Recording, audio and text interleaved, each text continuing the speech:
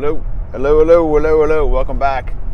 Another Scott's reviews and a drive home. We're going to talk about the Action 2, which is I'm filming on right now.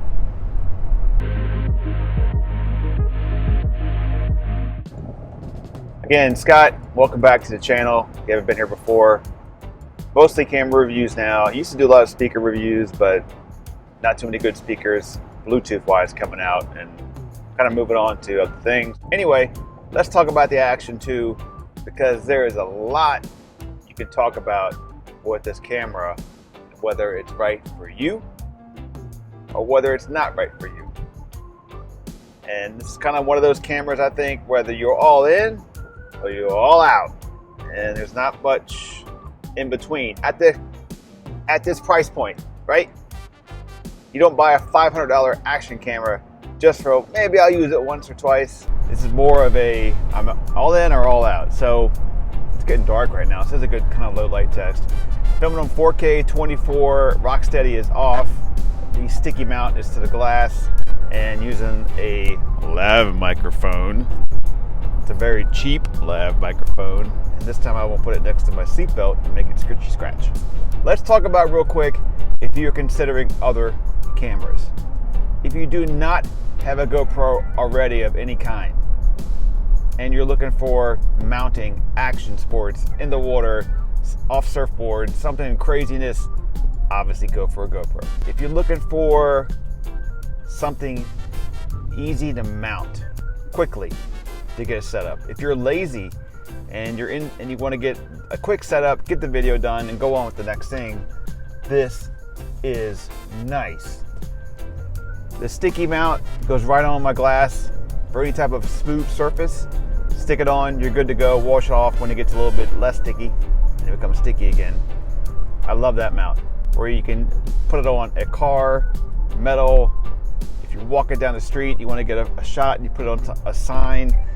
The possibilities are endless. I need some light in here. The possibilities are endless. How's that look? I don't know. One thing that's cool I did yesterday, as I stuck it on the back of the car, probably looked like a little backup camera.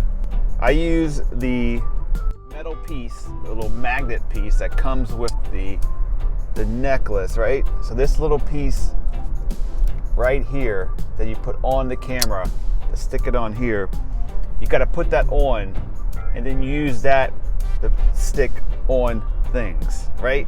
It makes it a lot stronger. Don't just use the bottom of the Action 2 to put it on. If you're not moving, that's fine, but if you're in a car going 50, 60 miles an hour, I wouldn't risk it. So use it, slap it on the side of a car or whatever if you want to do a motion shot, that kind of thing. That's good. So I put it on the back of the car and I did a time lapse. And this is what it looks like. It's pretty cool. I do love how the look of the Action 2 with that contrasty look. That's just something that I like. You may not like it, I like it. Anyway. And then I was in the car with the phone. I'm like, I wonder if I can connect the Viemco app, connect to it, and then change settings, do a picture, change up the video, whatever. I was able to change it up. I did some photos along the way. I zoomed in. Don't zoom in, but I just did it for fun. Zoomed in. All right, so the other thing that I like about this camera, let's say we're going on vacation, or you're doing a hike, or you're going to Disney World, or whatever, and you have your big camera, other cameras in your bag, or maybe you just got a big camera and you got the Action 2. Put the Action 2 on your chest with the necklace. Put it there, leave it there. Film when you want to. If you're walking, if you're doing a lot of fast movement, I wouldn't recommend it, because you're gonna be doing this, and rock steady is not that good. So if you do all this stuff, it ain't gonna be smooth. It's gonna be all over the place. But you have it there, so you can film, you can take it off, get a photo, do a video.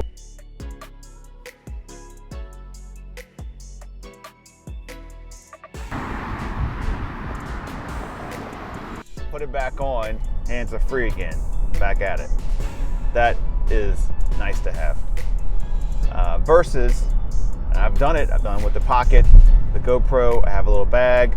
I put my thing in my bag, I pull it out. I gotta pull it out slow because I got a lot of stuff in there. Things might fall out. Same with the pocket too. You gotta take it out of the thing. Gotta put the right wide angle lens on it. Hit the button. It's gotta get ready to go. Hit the button, record, do your video, walk around, fold it back up, put it back in the case, put it back in your pocket.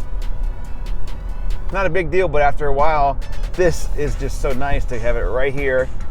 Film, battery gets low, then you take out your other piece, you connect it, you put it in your pocket, let it charge up. That's an option. Or if you want to use all the microphones on the screen and see yourself, you can vlog with it and purposely walk out and vlog with it. That's another good point that I like about this small camera. Next one up, running. If you are a runner and you'd like to bring a camera with you when you run, you don't want to mount it on your head or a big bulky thing, you just take this little cube. I like to use the inside pocket of my running pants. There's a little bitty pocket inside of most running pants that you put like keys, an ID or whatever. It's my running pants. In an inside pocket you get.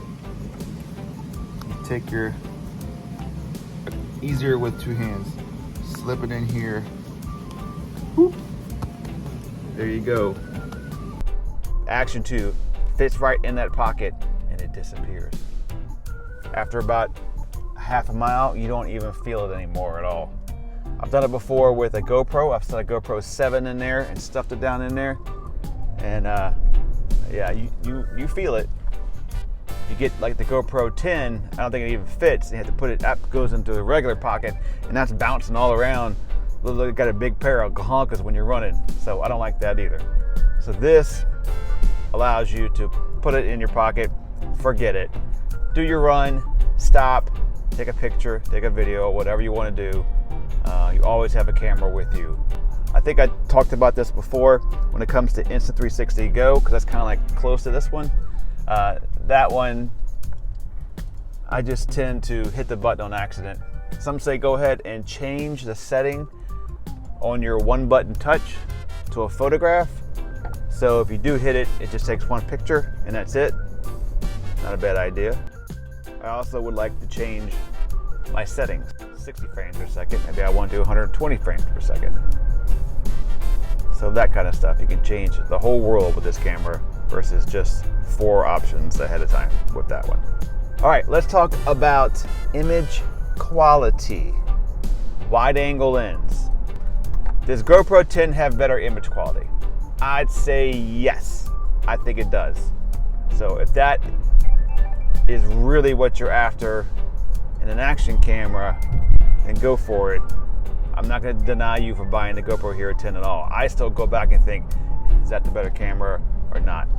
I tend to go away from that because I still have a 7, and I think the GoPro Hero 7 was a great camera and still is, and gets a great image. It just can't do some of the bigger frame rates as the cameras do today. Man, look at that moon. Let me show you the moon. Let's get your shot quick on the magnet, off the magnet, back on. All right, see, I love these magnets, dude. You can't do that with GoPro. If that was a GoPro mount, I could have never turned that camera and got a shot at something else while I'm doing this. Nope. You have to buy the snap, what they call snap mount. Yeah, snap mount. So it makes the GoPro kind of like have magnets too. What do you think of the Action 2? As I've been going along talking, playing different videos along the way, I mean, it's a very fun camera to have in your possession of cameras. Just when you need it. It's always there. It takes up no room. It's easy to mount, easy to throw up for a stagnant shot like this with a lav mic. Oops, sorry, with the lav mic. However you want to set it up. Quick, get her done.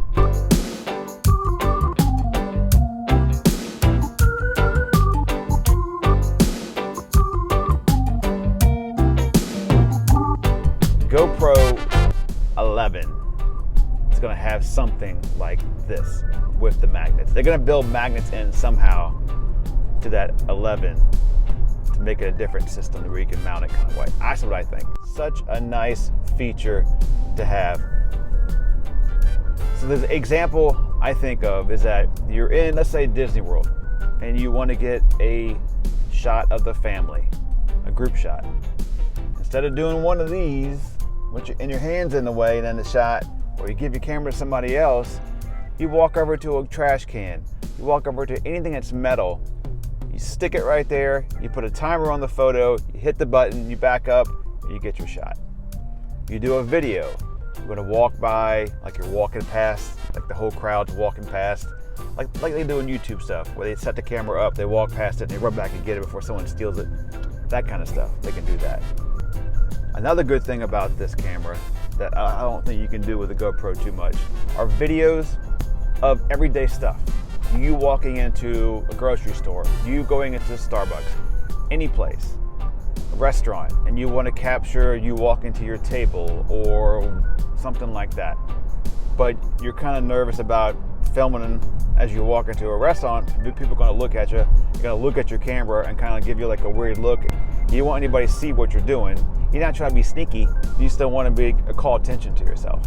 So this thing can snap on. It's gray and black, so wear something kind of matching. It kind of blends right in with your clothes. You turn off the LEDs. You can turn off the sound if you want to also.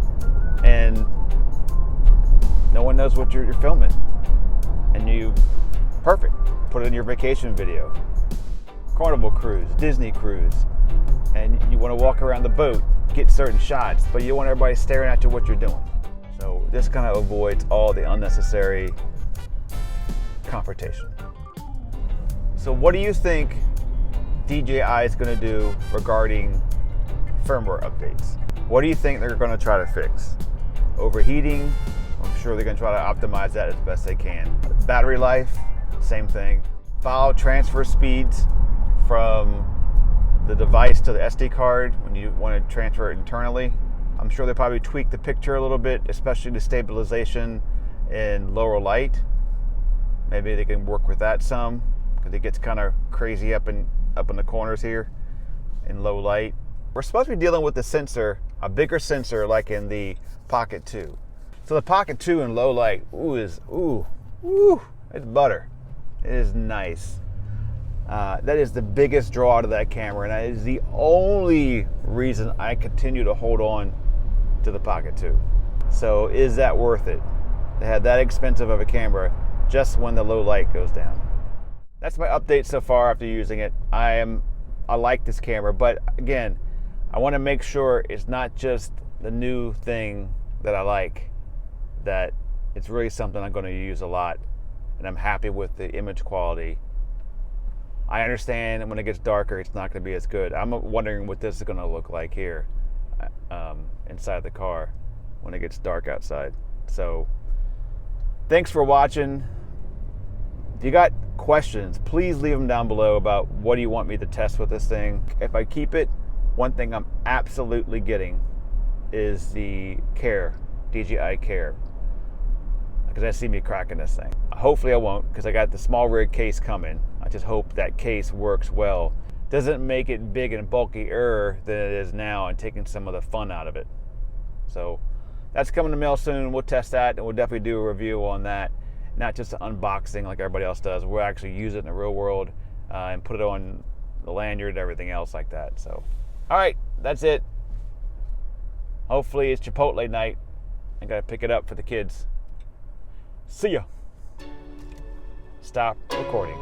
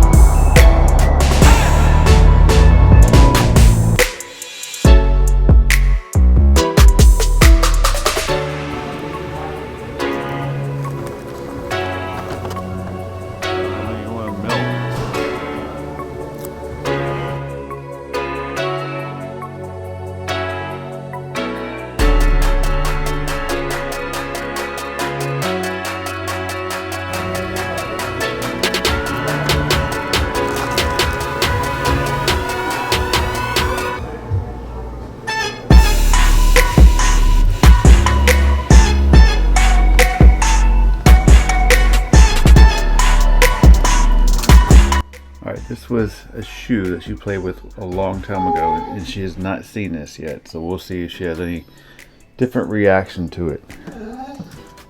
Lou, do you remember this shoe? Do you remember this shoe?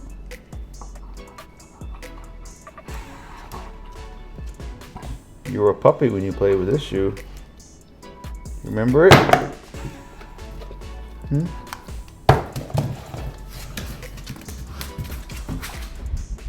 I don't know. Maybe.